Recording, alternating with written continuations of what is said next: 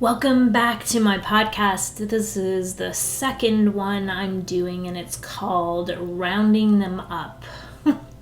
So it's been a minute since I really focused on Arnie as a story, Arnie as a movement, and Arnie as FENIX, the literacy foundation we dreamed about back then.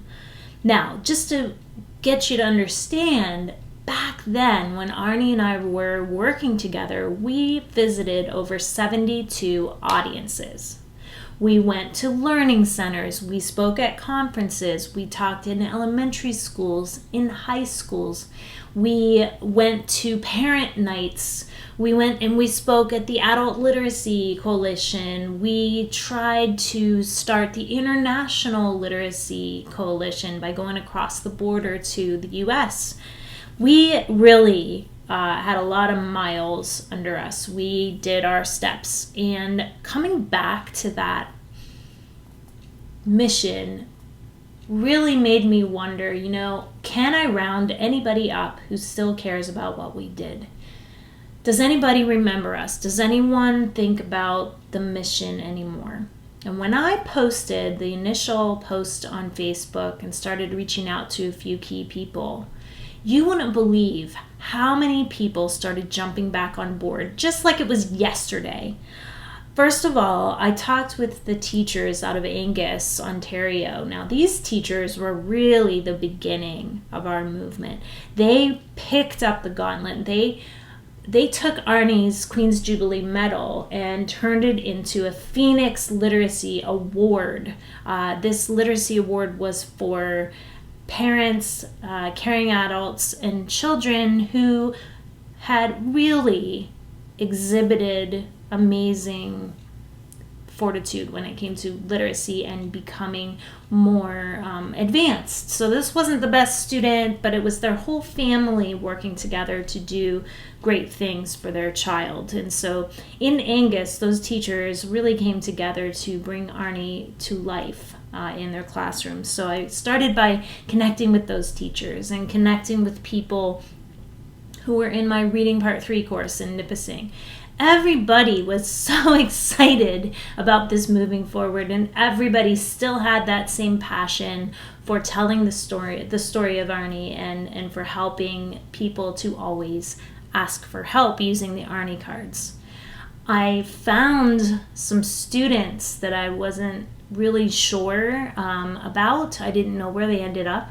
But on LinkedIn, one student in particular, Max Strachan, I found him. He was one of the students who made the Canadian Hero documentary back in the day. And this was amazing. They showed their film at Sprockets. That's the film festival in Toronto.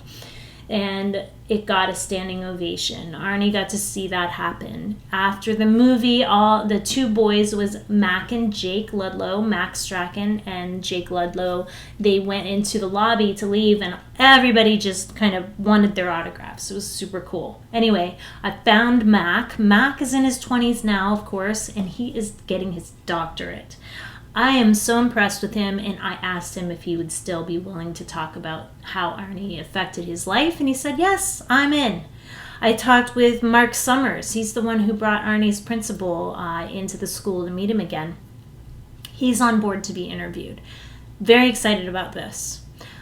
I'm adding a really interesting perspective to this documentary process.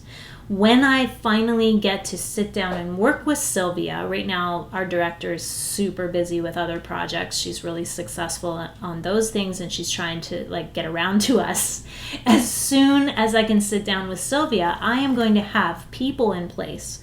I'm going to know where we'll shoot. So there are 3 particular spots we're going to shoot in. We're going to arrange to go to Niagara Falls. We're going to go to Barrie, Ontario, which is where Niagara Falls is where Arnie lived, and during most of his life and worked. He worked on the Bridge Commission there. And we're going to go to Barrie, Ontario, which is where we did most of our speeches. And then we're going to go to cobalt. Now, cobalt is interesting, and I've been doing some research about cobalt. Arnie's school bell is not in the yard anymore. In fact, the school, the elementary school we visited, is no longer in existence. So I'm doing a little research there. I know Arnie's family up in Cobalt, and also I'm reaching out to his grandchildren. So amazing. And also his child Alan, who I'm not sure where Alan is, but we're looking for him so that everybody can be on board, and Barb as well, Arnie's wife. And I believe she's still doing really well. So I want to connect with everybody. So this is happening, and what I really, really learned was when you try and make a difference in the world, a lot of times you can feel like you're invisible, especially with literacy stuff. Literacy stuff is something that is a very lonely mission. We really constantly, please notice people who need your help. Notice people who are trying to fly under the radar in front of you. And when we try to say these things to people, you feel almost invisible, and you feel like maybe I'm putting my hand in a bucket of water. I put my hand in, I pull it out, and it doesn't make a difference.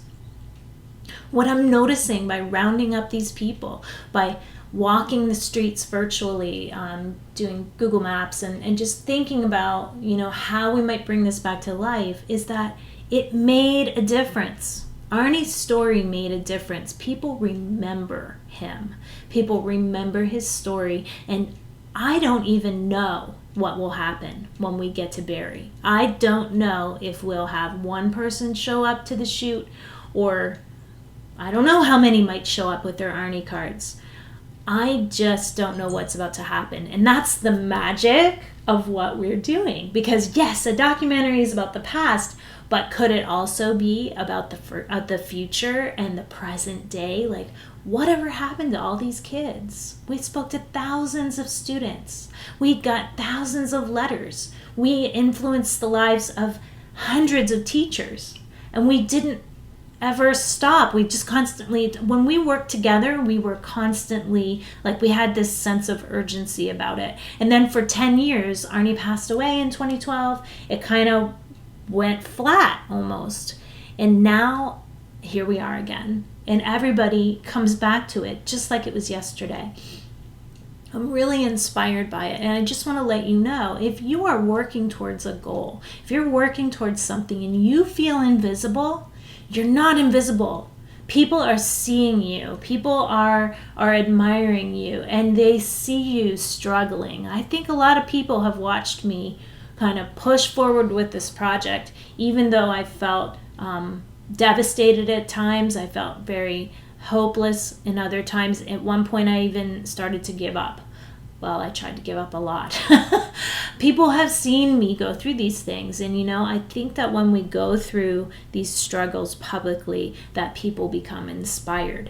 And they can go through what they're going through because they see you going through what you're going through. So you're not invisible. Keep going, have a laser focus and a sense of urgency with these big missions that you have, because that's what's brought me to where I am now. I don't know what's about to happen, but I'm absolutely okay with whatever happens, because just like I used to say to Arnie, I know you feel nervous, but get up in front of that audience and speak to one student. Inspire one student. If we have one person show up when we bring the crew up to Canada and that person says, Arnie made a difference in my life, and here's my Arnie card, or I remember having an Arnie card, then that is the point, right? And you hear that bell ringing? You hear Arnie, every time a bell rings, an angel gets his wings. I know Arnie's smiling down on us, so keep up the good fight. You're not invisible, and you always have to keep going no matter what.